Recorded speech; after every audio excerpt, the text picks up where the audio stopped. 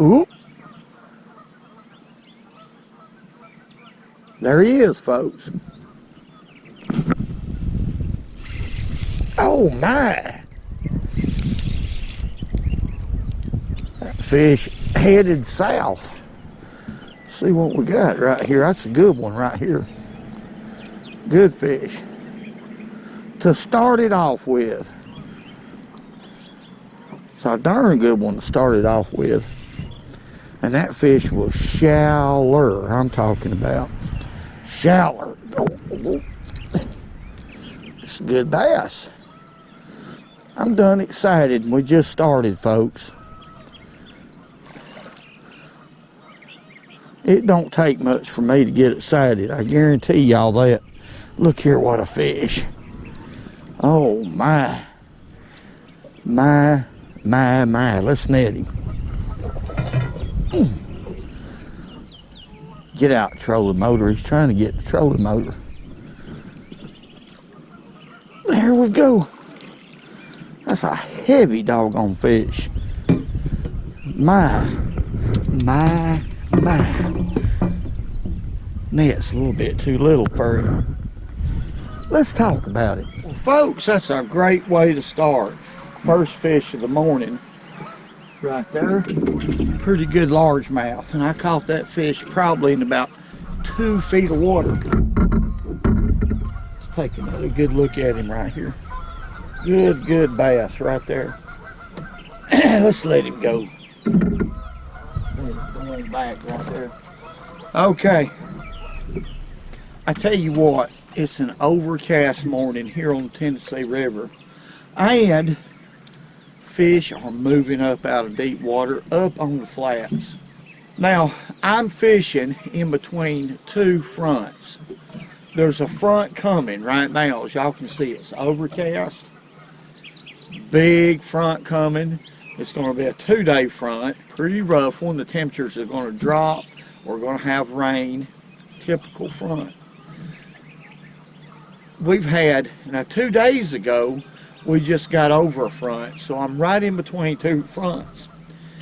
When this happens, this time of the year, when the water temperature reaches 60 to 65 degrees on the surface, when there's a lot of fronts coming in like this, and it's typical here in North Alabama, what I do to keep catching fish is fish slow and fish with bait types like this right here.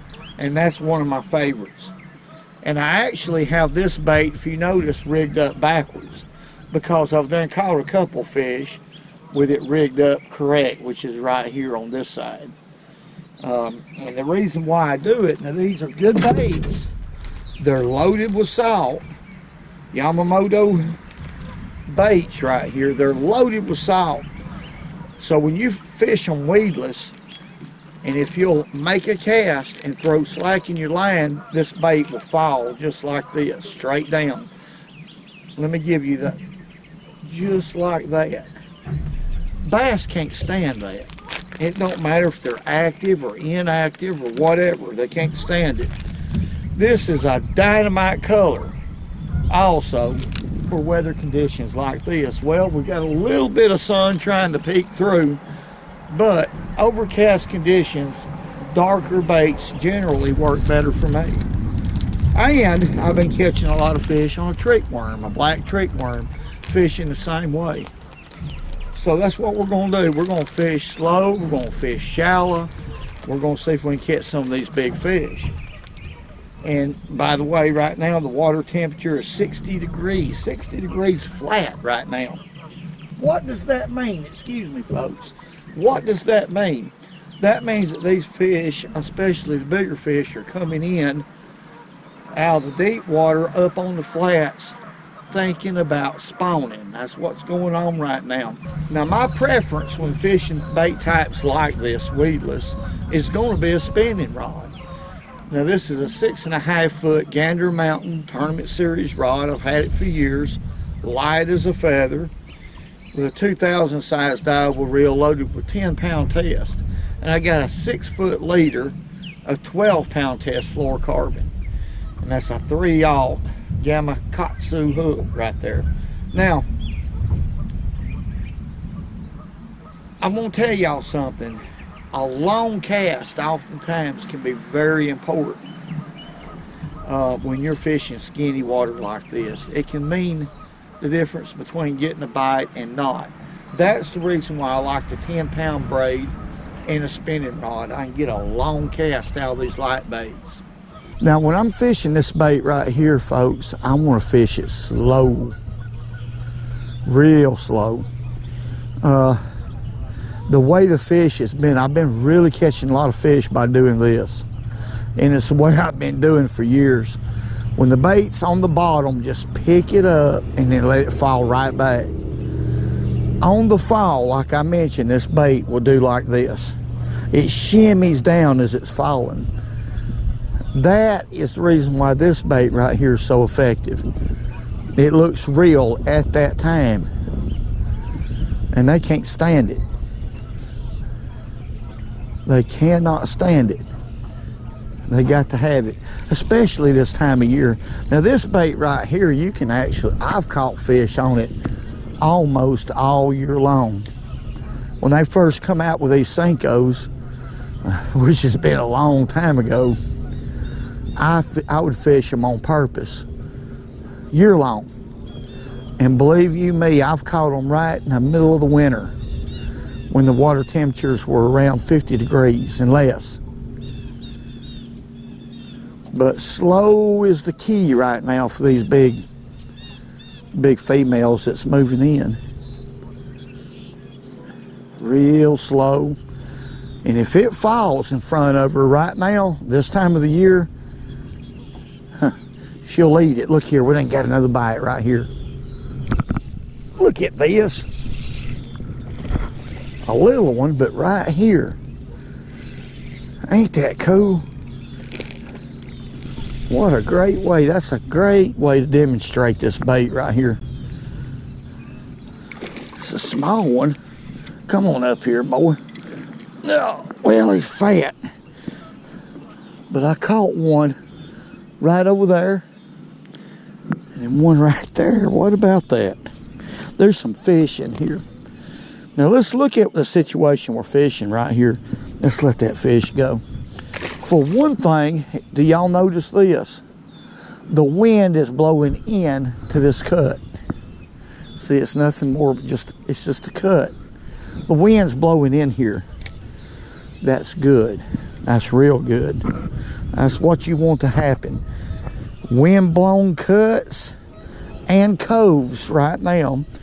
And behind points, it is a great, great thing to focus on as far as pattern fishing is concerned.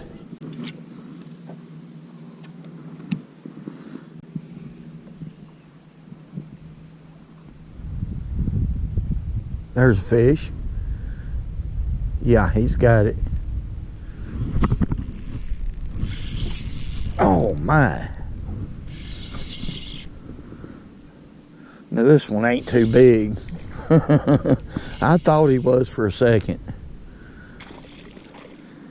But I had to get out here where the fish are, folks. I fished up in he's fighting, 2 and 3 feet of water. And caught a lot of fish, but real small ones. I had to get out here. There's some good ones out here if we can get them to bite. Get out here just a little bit deeper. That's a good fish right there. There ain't nothing wrong with that. If I can catch them that size, I'm pretty happy. Well, it really don't matter what size. That's a darn good fish. My goodness, a lot better than what I thought. When I first stuck him, though, I thought he was about a 4-pounder, but these fish are strong this time of year. Let's put him back right here. There he goes. See this grass right here on the edge of the drop? We was in 9, now we're coming up in 7, 6. Well, this is what I'm fishing right here. Right on the edge of that grass, 6. Now that fish hitting about 5 feet. So he was up there a little bit. But that's what I've been focusing on, the edge of the grass or up in it just a little bit. from the drop. Now how I'm working this bait is the same way I described in the 2-foot water. Same thing, just pick it up and let it fall back on a slack line like that. And as it's falling, it's giving it this number. They can't stand it. Very finesseful presentation, but the reason why I'm not throwing something a little more aggressive is because of the weather conditions. I know I can get bit with a bait type like this or a trick worm, but in this depth of water, this is actually a lot better than a trick worm. A trick worm works better in a foot to 4 feet.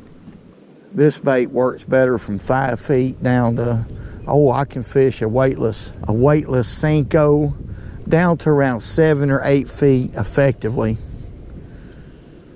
if the wind's not blowing too much.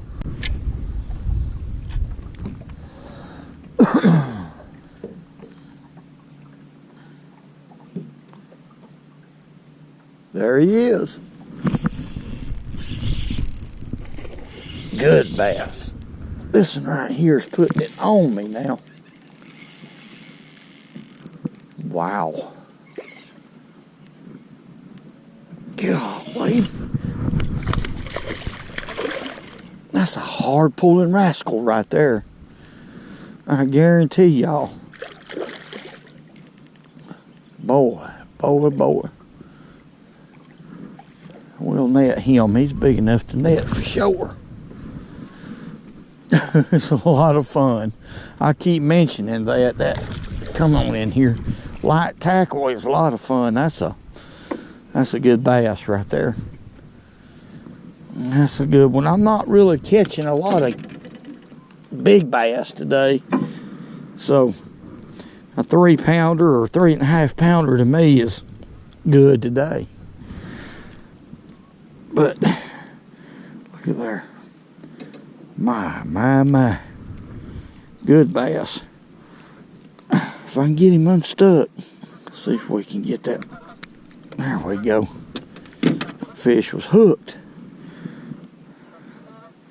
Pretty fish. Let's let him go. Going back. Woo!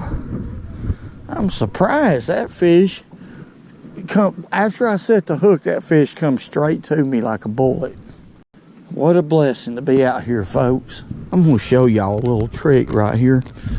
Now this will allow this bait to go through that grass without any trouble. And there's a lot of algae on some of this grass for some reason. Some of it there's not. But okay, instead of hooking this bait dead center like I normally do, right through the center, what I do is I exaggerate to one side or the other. Let me find the seam of this worm right here though. Okay, there's the seam. I exaggerate to the back side like this. Now the reason why I'm doing this is I want this offset to be hid completely. So I exaggerate to the back side of the bait. Okay. Come right through. Now I'm working with the seam right here so I can keep this bait straight where it was put together. Okay. Now, okay, there it is. You don't see the offset coming out. That'll keep it from grabbing that grass. It'll come through it real clean. And it'll keep that algae from collecting right here on the offset. Okay. And then all the way through like that, and then I T-expose it. And that's it. See how straight that is? Now that'll come through that grass without any trouble like that. That's just a little tip there I wanted to show y'all. If you want to get rid of this offset, keep it from sticking out and snagging on stuff, that's the way to do that. It'll come through there clean, just like a straight shank hook. The only difference is I have an advantage. I have a wide gap hook, which I love wide gaps with senkos. Once the bait gets on the bottom, okay, like that, I'm focusing on feeling grass every time I move it. All right. In other words, when I move it, see, I'm feeling the grass. Now I'm watching as that bait's falling back. I'm expecting every time I move this bait for that line to go boom. Right there where the line hits the water, that little bow this way is what I'm looking for. I'm looking for that boom. And this is frost braid right here. I love to fish with it against real green water like that's here on the Tennessee River. You can see it real well on an overcast day. You can see the strike just as well as you can feel it. I mean, there he is, folks. There we go. That fish messed up right there. He come up there and he busted a shad. And that was a mistake, because when he done that, I just went ahead. It took about 4 or 5 casts, but I finally got him to bite. He give up his location. Oh, he's up there under the boat. These fish is fighting hard. That's a good one. That's a darn good one. Okay. My crappie net. I meant to get my bass net, but hey, it's handling these fish. It's big enough. It's a good fish right there, folks. Good solid fish. Right there. Heavy fish. Yeah, him messed up. When him done that, it took, oh, I think 3 or 4 casts. And I finally convinced him to bite that bait. Go on back.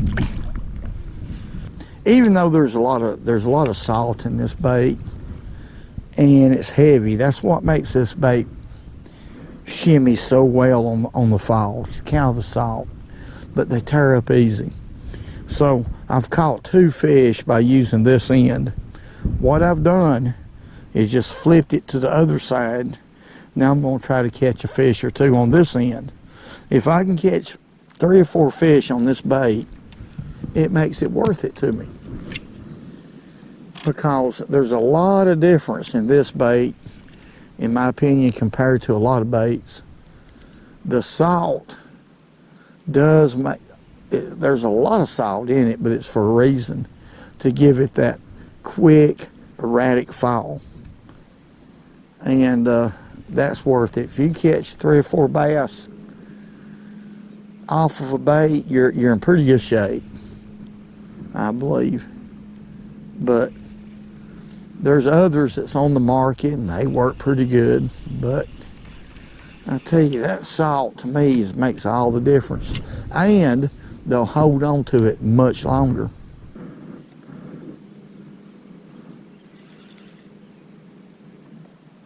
Look here, folks. Golly, these fish are shallow. Now, I don't know if there's any big fish up here, but there's a lot of fish. Let's flip him in here. I'm talking about, hey, in less than a foot of water. They're way up there. So what I've done right here is I've went to a black trick worm. Let's let that fish go. Now, it's possible, oh my goodness, I love it when they do this. I mean, that fish was in a foot of water. I love this right here. They're getting ultra shallow, but a black trick worm is a killer. And usually I will cut my tail. I'll show y'all right here. I just wanted to see if I could get one to bite it, but a trick worm is far more effective. You'll catch more fish if you'll do this. Cut that tail up to about 1.5 inches. Now, the question is, are there any big fish up here? A lot of times those big bass get up there ultra shallow like this. Now I'm working this trick worm the same way. Slow, pick it up, let it fall. Even though we're here in real shallow water, that's how I'm gonna work it. I've caught 3 or 4 little bass up in here now. I know we're finally gonna catch a big fish like this, folks.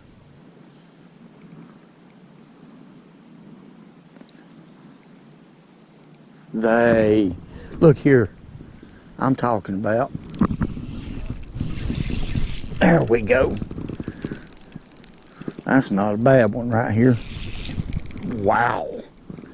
You talking about cutting up. Come here, boy. Yeah. It's good fish today, folks. Good, solid fish. That's all they are to it. Whew. My goodness. Them fish is fighting today. That ain't nothing but a football right here. Let's slip him. Golly. That's a good one right there. My, my, my. You know, folks, that trick worm's working. I'm up here ultra shallow. That's 2 different patterns that's working. And I don't know how many of these I've caught up here, a lot of them. I'm expecting the big fish at any time, but I'm going to tell you what, 2 different patterns. 5 to 6 feet of water and dirt shallow. Both ways are working. But that's a good solid fish right there. I keep thinking I'm going to hook a big one up here. We're going to keep trying. Let's let him go. Right. Tell you, I ain't caught no what you call giants, but I've caught some darn good ones fishing this way. Very, very effective. I need to stress that. Very effective way to fish. Especially in these lakes, it's really hammered. Yeah. Well, folks, it's time to go. I gotta go home and eat a tater. Now, this style of fishing is no doubt a lifesaver when it comes to bass fishing. These 2 baits right here will catch fish anywhere, just about any time. When conditions are good, great, or if the fish ain't biting at all, you'll still catch a few. I want to say God bless each and every one of y'all. Thank y'all for all the great comments. Everything y'all do for this channel. Hey.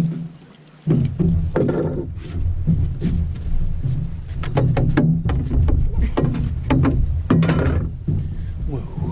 I'm going up. And remember, go fishing when you can, because it's good for